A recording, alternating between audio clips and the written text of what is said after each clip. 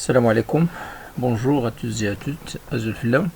Dans ce deuxième numéro euh, consacré à la concurrence déloyale, je vais traiter trois points.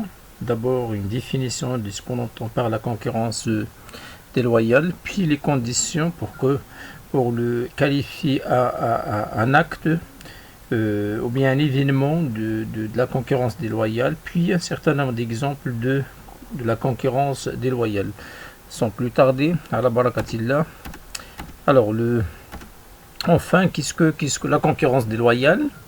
C'est un comportement, c'est un ensemble d'agissements fautifs et des manœuvres contraires à la loyauté en matière de la concurrence, qu'elle soit commise par un professionnel ou bien par une entreprise ou encore par un salarié à l'égard d'un autre professionnel ou d'une autre entreprise. Donc, bref, qu'est-ce que la concurrence déloyale? C'est la conséquence et le résultat d'un certain nombre d'agissements fautifs, des comportements qui sont fautifs, mais également un certain nombre des manœuvres, العمليات ولا المناورات contraire à la loyauté ou la matière de la concurrence, contraire normalement l'honnêteté dans la pratique de le commerce, le sérieux dans la pratique de le commerce et surtout la loyauté donc en la matière de la concurrence. Et bien sûr, donc ces agissements ou bien ces manœuvres, soit qu'ils sont commis par un professionnel ou par une entreprise ou encore par un salarié. Là également, donc il y a de la concurrence déloyale de la part de le salarié, surtout un salarié qui a signé un contrat dont il existe une clause de la non-concurrence. Il s'agit des agissements fautifs cités donc ici. Enfin, qu'est-ce que ces agissements qui sont fautifs, qui sont cités ici, et sur desquels découle la concurrence déloyale, elles sont toutes pratiques déloyales interdites par l'article 84 du Code des obligations et contrats, ou encore par l'article 184 de la loi sur la propriété intellectuelle, c'est-à-dire la loi 1797. Ben, selon cet article, enfin l'article 184 dispose constitue un acte de la concurrence déloyale tout acte de concurrence contraire à usage honnête en matière industrielle, commerciale, sans de manière donc générale, et selon cet article, les agissements objets normalement sur lesquels décolle donc la concurrence déloyale et qui sont fautifs bien sûr, donc ils représentent un acte de concurrence déloyale, sont considérés comme étant un acte de la concurrence déloyale lorsque il s'agit d'un acte de concurrence contraire au usage honnête en la matière industrielle ou commerciale. Sont notamment interdits, voilà donc un certain nombre d'exemples, sont interdits tout fait quelconque de nature donc à créer une confusion par n'importe quel moyen avec l'établissement, les produits ou l'activité industrielle ou commerciale d'un concurrent. Tout événement, tout fait, quoi que ce soit sa nature, quelconque sa nature. Donc une fois qu'il crée de la confusion, entre les produits de celui normalement qui a mené ces actes ou bien ces faits, avec soit un établissement, une entreprise, soit les produits surtout, ou bien une activité industrielle ou commerciale d'un concurrent. Maintenant, il peut induire dans l'erreur les consommateurs ou bien le grand public. Deuxième élément qu'on peut considérer comme étant acte de la concurrence déloyale, ce sont les allégations fausses dans l'exercice du commerce de nature à discréditer l'établissement, les produits, l'activité donc industrielle ou commerciale. Les allégations, المجموعة ديال الادعاءات اللي هي خاطئة باطلة. شنو هو l'objectif, l'objet de ces allégations, c'est de discréditer. نشوه السمعة ديال واحد l'établissement, واحد le produit, واحد l'activité industrielle également. Ça, donc on peut le considérer comme étant de la concurrence déloyale. Par exemple, diffuser donc une rumeur à grande échelle sur les produits d'un concurrent. Dernièrement au Maroc, on parlait normalement, je sais pas, c'est un peu politique des dates qu'on importe de l'Algérie comme étant donc des dates qui sont voilà qui contient une sorte d'insecte, je sais pas moi, un virus comme ça. Peut-être, il se peut que ceux qui importent des dates d'autres territoires, d'autres marques, ou bien ceux qui produisent ici localement, peut-être, je dis peut-être, qui sont derrière normalement ce genre de rémure. Ce n'est pas vrai. Donc, les importateurs des produits de l'Algérie, qui viennent de l'Algérie, ils ont droit donc de saisir, mais s'ils ont bien évidemment des moyens de preuve pour le saisir, bien évidemment, donc les gens qui ont diffusé donc ce genre de rumeurs. Parfois, donc, on voit ça pour discréditer le produit d'un concurrent. Des fois, donc, on peut diffuser donc à grande échelle donc des rumeurs sur la composition, sur la manière par laquelle on produit chez le concurrent. Troisième élément, les indications ou allégations dans l'usage. Dans l'exercice du commerce est susceptible d'induire le public en erreur. Également, toute indication, toute allégation dans l'usage, dans l'exercice même, donc ces allégations c'est vrai et elles peuvent être utilisées dans l'exercice de commerce, peuvent induire le public en erreur sur la nature, le mode de fabrication, les caractéristiques, l'aptitude à l'emploi ou la quantité également des marchandises. Là également, donc on peut considérer ça comme étant donc une sorte de agissement fautif. Maintenant, quelles sont les conditions pour qualifier donc un acte de la concurrence déloyale? Donc les conditions, il ne peut y avoir donc concurrence déloyale que si les trois éléments suivants sont réunis. Donc trois éléments, c'est-à-dire c'est la mise en œuvre de la responsabilité, peut-être contractuelle, c'est généralement ici extra-contractuelle, d'une entreprise ou bien d'un salarié ou bien donc d'un établissement de manière générale. Donc le premier élément, c'est le fait générateur de responsabilité, c'est-à-dire la faute. Et l'acte, l'agissement fautif. Et c'est donc il faut d'abord donc cet élément.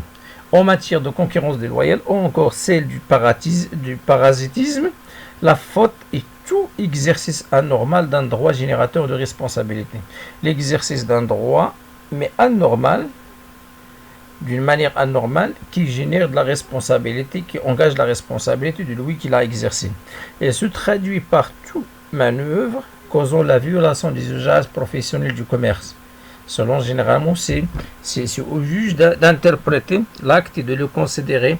Est-ce que donc il peut être considéré comme étant un fait générateur de responsabilité ou non? Donc tout dépend de l'interprétation du juge. Deuxième élément, le préjudice, c'est-à-dire un dommage. Trouvons donc ses origines dans les dispositions de la responsabilité civile délictuelle. L'action en concurrence déloyale ne peut être acceptée en principe que dans la condition d'existence d'un préjudice. La faute, elle est là, mais également il faut que cette faute cause un dommage et un préjudice. Au moins, il faut qu'il existe les deux, la faute, le préjudice. On va vérifier la causalité entre les deux. Le lien de causalité entre les deux, s'il est vérifié, donc cette condition inclut une condition implicite qui précise que l'auteur de la faute et sa victime soient en concurrence directe, c'est-à-dire qu'ils exploitent la même clientèle, sauf dans le cas de la concurrence parasitaire où cette condition est annulée.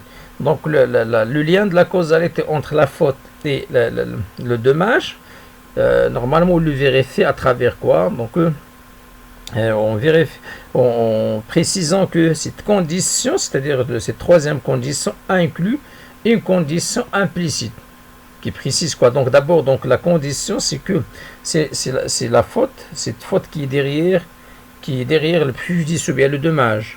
Mais également, d'une manière implicite, il précise que l'auteur de la faute et sa victime soient déjà en concurrence, s'ils sont en concurrence directe. C'est-à-dire qu'ils exploitent généralement la même clientèle. Si les clientèles, donc, ils sont différentes, donc déjà, cette relation entre la faute et le préjudice, donc, c'est difficile à prouver, hein.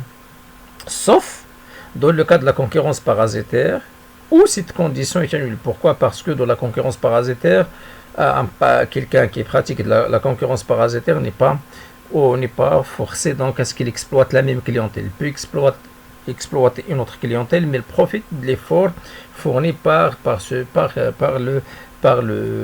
celui qui est victime de ce genre de concurrence.